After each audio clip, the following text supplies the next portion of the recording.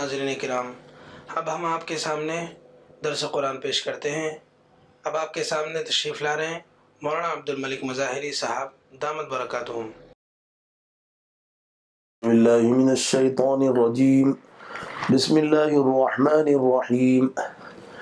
وَإِلَٰهُكُمْ إِلَٰهٌ وَاحِدٌ لَا إِلَٰهَ إِلَّا هُوَ الرَّحْمَٰنُ الرَّحِيمُ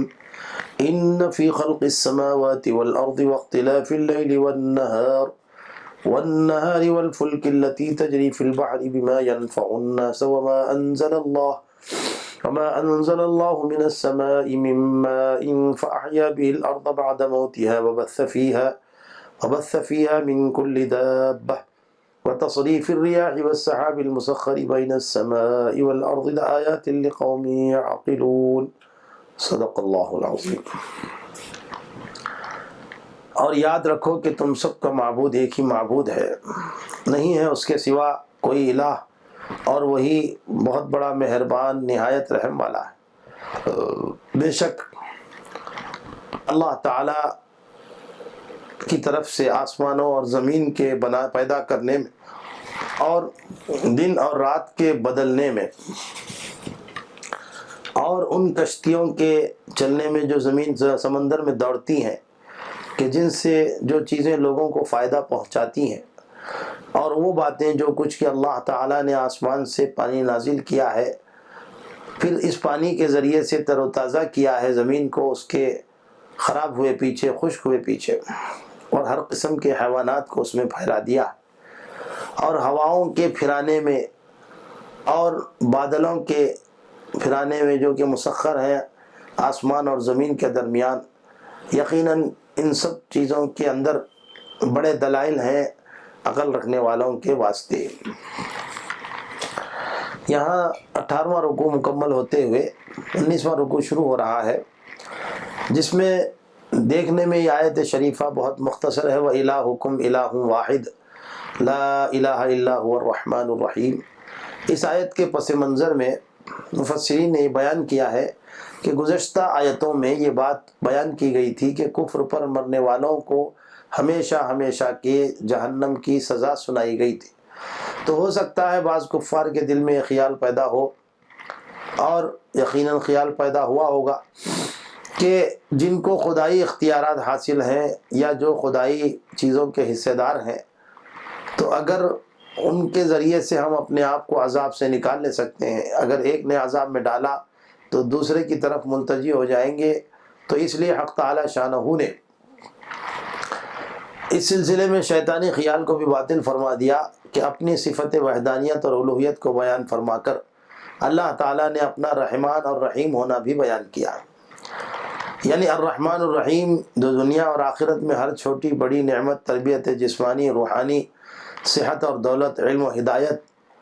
یہ سب اسی نے مہیا کیے ہیں کہ جسمانی روحانی قوا مرحمت فرمائے ہیں۔ تو جب وہی ان تمام چیزوں کا عطا کرنے والا ہے اور دین و دنیا میں سب اسی کی رحمت کے محتاج ہے، اور کس کا منہ ہے کہ معبودیت اور الوہیت کا دعویٰ کر سکے، تو اس پر حق تعالیٰ کی طرف سے یہ اعلان کیا گیا کہ معبود ہونا کس کو کہتے ہیں۔ الہکم الہ واحد، پہلی چیز اس میں یہ بتایا گیا کہ توحید ذات و صفات کی گویا اللہ تعالیٰ نے 8 دلیلیں ایسی بیان کی ہیں جن کی بنیاد پر کسی کو الہ کے اعتبار سے دیکھا جا سکتا ہے۔ اور پھر ایک بات یہ بھی ذہن میں رہے کہ لفظ الہ عربی میں جب بھی بولا جاتا ہے تو مفسرین کے یہاں جو اس کا ترجمہ معبود سے کیا جاتا ہے، کہا گیا کہ یہ معبود کا ترجمہ اس کے لیے ناکافی ہے۔ وجہ اس کی یہ ہے کہ مفسرین نے لکھا لفظ الہ اپنے حقیقی معنی کے اعتبار سے کئی چیزوں پر دلالت کرتا ہے، جس کے بارے میں بعض مفسرین نے لکھا کہ الہ ایسی ذات کو کہتے ہیں، ایسی طاقت والے کو کہتے ہیں جس کے اندر کم از کم 6 صفات ضرور پائے جائے۔ ایک ہے علم، ارادہ، قدرت، سننا، جاننا، اور مالک ہونا، خالق ہونا، اور موجود ہونا، اور مشہود ہونا۔ یہ سب چیزیں جس ذات کے اندر پائی جاتی ہیں، سمجھ جاؤ کہ وہ الہ ہو سکتا ہے۔ سوال یہ ہے کہ الہ کے لیے یہ سب چیزوں کی ضرورت کیوں ہوتی ہے؟ اس لیے کہ لفظ الہ اپنے اندر جو عطا معنی رکھتے ہیں، اس کی صفت کو اللہ تعالیٰ نے اس واسطے واضح کیا ہے کہ دنیا میں جتنے غیر چیزوں کی عبادت کی جاتی ہے اور جتنے غیر اللہ کی چیزوں کو عبادت کے طور پر اختیار کیا جاتا ہے، اس کے لیے حق تعالیٰ کی طرف سے عقلی اور نقلی دلائل کو سامنے رکھ کر بتایا گیا کہ تم جن کی عبادت کرتے ہو اس کی حقیقت کیا ہے۔ چنانچہ مالک ہونا، خالق ہونا، رب ہونا اور موجود ہونا اور مشہود ہونا، یہ سب ایسی چیزیں ہیں کہ جس کی وجہ سے کوئی ذات عبادت کے لائق بن سکتی ہے۔ جیسا کہ اللہ تعالیٰ مالک کائنات ہے، یہ بات اپنی جگہ برحق ہے۔ اس کی وجہ یہ ہے کہ جتنے لوگ دنیا میں رہتے ہیں سب ایک نہ ایک دن ختم ہو جانے والے ہیں، اور ہم یہ دیکھتے ہیں کہ ہم سے پہلے جو دادا پر ہمارے دادا پر دادا یا ہم سے پہلے کے 2-3 پیڑھی کے لوگ کہاں چلے گئے۔ معلوم یہ ہوا کہ دنیا سے ہم سب جانے کے لیے آئے، جب جانا ہمارا طے ہوا تو ہم فانی ہوئے، اور فانی چیز الہ نہیں بن سکتی۔ اسی لیے پہلے نمبر پر فانی بغیر یعنی بغیر فنا کے جو ہو سکتا ہے وہ الہ ہوتا ہے۔ اب دنیا میں کوئی ایسی چیز نہیں ہے جس میں فنا نہ ہو، حتیٰ کہ وہ چیزیں جس کو غیر مسلم طاقت والی چیز سمجھ کر اس کی عبادت کرتے ہیں، جیسے بڑھ کے درخت کی ہے، بڑھ کے جھاڑ کی، اور دوسرے ناک کو طاقت والا یا شکتی والا سمجھ کر کرتے ہیں، یا پتھر میں سختی سمجھ کر اس کی پوجا کرنا شروع کر دیتے ہیں۔ کبھی اور کسی ایسی ہی سخت چیز کی پوجا شروع کر دی جاتی ہے،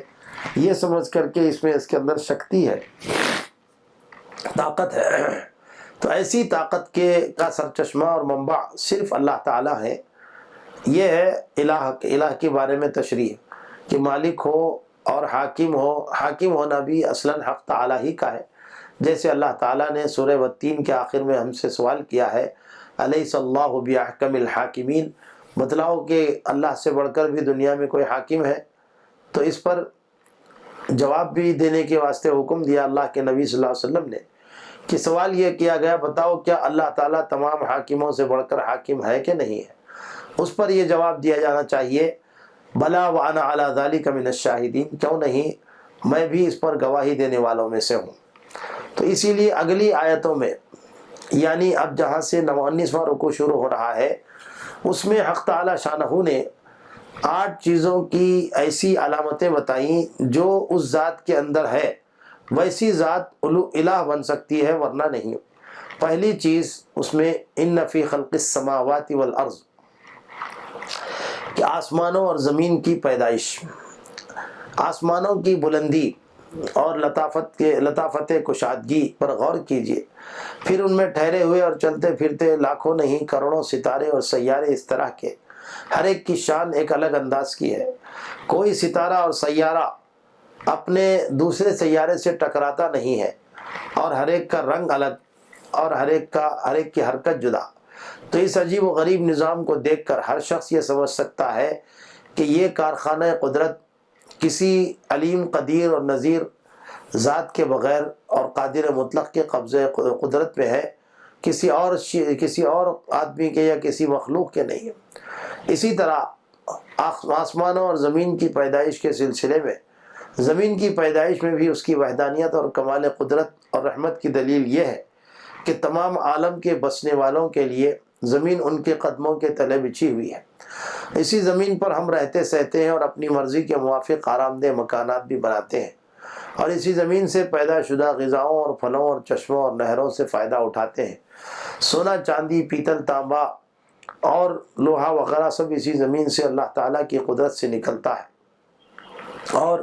ان سب سے اللہ تعالیٰ کی قدرت و حکمت ظاہر ہے، اور یہ سب اسی قادر مطلق کی قدرت کا کرشمہ ہے۔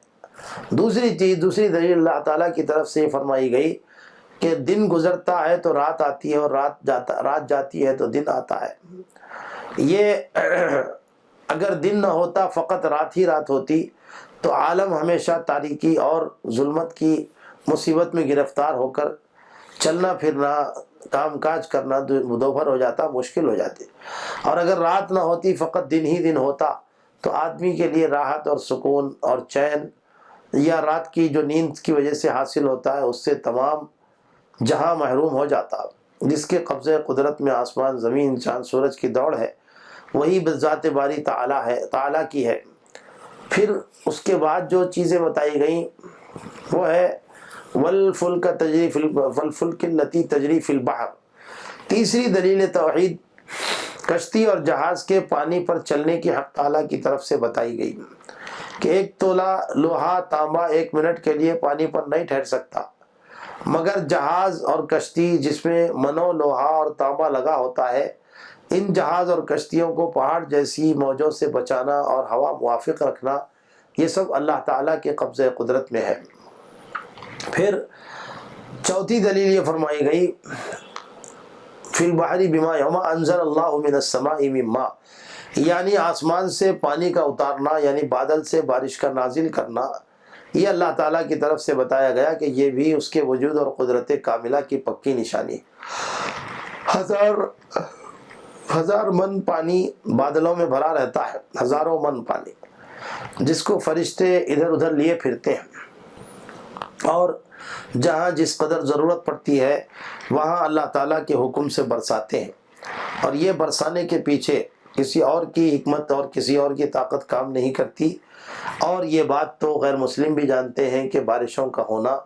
یہ انسان کے اختیار کی چیز نہیں ہے، یقیناً یہ اوپر والے کی طرف سے ہوتا ہے۔ پانچویں دلیل اس پانی سے مردہ زمین کو زندگی دینا ہے، یعنی بارش اور پانی سے خشک اور تپتی ہوئی مردہ زمین میں اثر نو جان پڑ جانا، اور اسی سے غلہ، اناج، گھاس، پھل پھول وغیرہ سب چیزوں کا اگ کر آنا۔ کیا یہ اللہ تعالیٰ کی قدرت کا کام نہیں ہے؟ اگر نہیں سمجھتے ہیں تو کر کے بتائیے۔ پھر چھٹویں دلیل زمین پر ہر قسم کے حیوانات کے پھیلا دینے میں دی گئی ہے کہ حیوانات کی ہزارہ اقسام ہیں، ان کی گنتی اور شمار انسان کی قدرت سے باہر ہے۔ پھر ان سب کی حفاظت کرنا اور ان کی غذا کے موافق روزیاں پہنچانا، یہ سب قدرت الہی کا کام ہے۔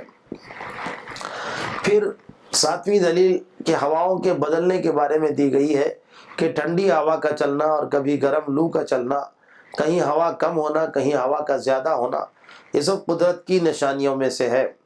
اور ایسی قدرت کی خدا انتظام ہے کہ اسی کے حکم سے ہوا ہے کہ کہیں ہوا رحمت بن کر انسانوں کی زیست کا ذریعہ بنتی ہے، تو کہیں اسی کے حکم سے قہر و جلال بن کر ہلاکت کا سبب بن جاتی ہے۔ یہی ہوا اگر معتدل ہو تو انسانوں کے لیے زندگی کا نام ہے، اور یہی ہوا اگر اعتدال سے ہٹ جاتی ہے تو کبھی زیادہ ہو جاتی ہے تو ایک دم کبھی کم ہو جاتی ہے۔ زیادہ ہو جاتی ہے تو اسی کا نام آندھی کہتے ہیں، طوفان کہتے ہیں، آندھی کا طوفان، یا اگر کم ہو جاتی ہے تو یہی حبس کی کیفیت ہو جاتی ہے۔ پھر اس کے بعد آٹھویں دلیل حق تعالیٰ کی طرف سے یہ بیان فرمائی گئی کہ ابر کا آسمان اور زمین کے معلق ہونے میں یہ دی گئی ہے کہ یہ بھی اس پروردگار عالم کے کمال قدرت کی دلیل ہے کہ باوجود ہزارہ ٹن پانی رہنے کے